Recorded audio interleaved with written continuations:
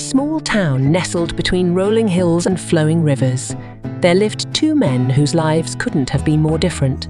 One was a man named Thomas, a soul worn by the hardships of life, his days marked by the relentless pursuit. The other was Richard, a man of opulence and excess, but lacking the virtues that truly enrich one's existence. Thomas, despite his poverty, possessed a heart filled with kindness and a spirit unbroken by the trials he faced.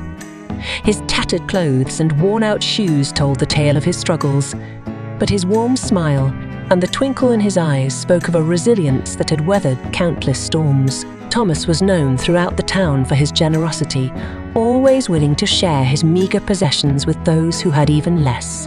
On the contrary, Richard, the affluent man, lived in a grand mansion atop the hill, surrounded by luxuries that shielded him from the hardships experienced by his fellow townsfolk.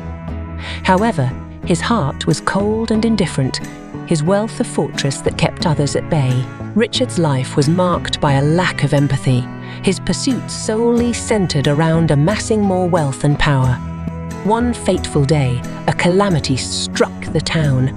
A devastating storm swept through, leaving destruction in its wake. Houses crumbled and crops were decimated, leaving the townspeople in dire straits. Thomas, despite having little to spare, opened his humble abode to those in need. He shared his food, offered shelter, and became a beacon of hope in the midst of despair.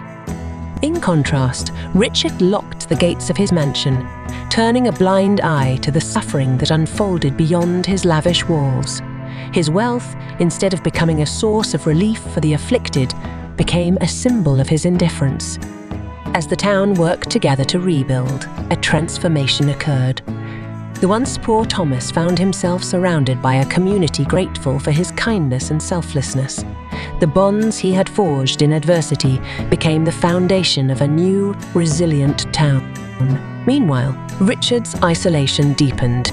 The townspeople, disillusioned by his lack of compassion, distanced themselves from the man who had never extended a helping hand when they needed it the most. His wealth, which could have been a force for good, became a lonely echo in the empty halls of his mansion.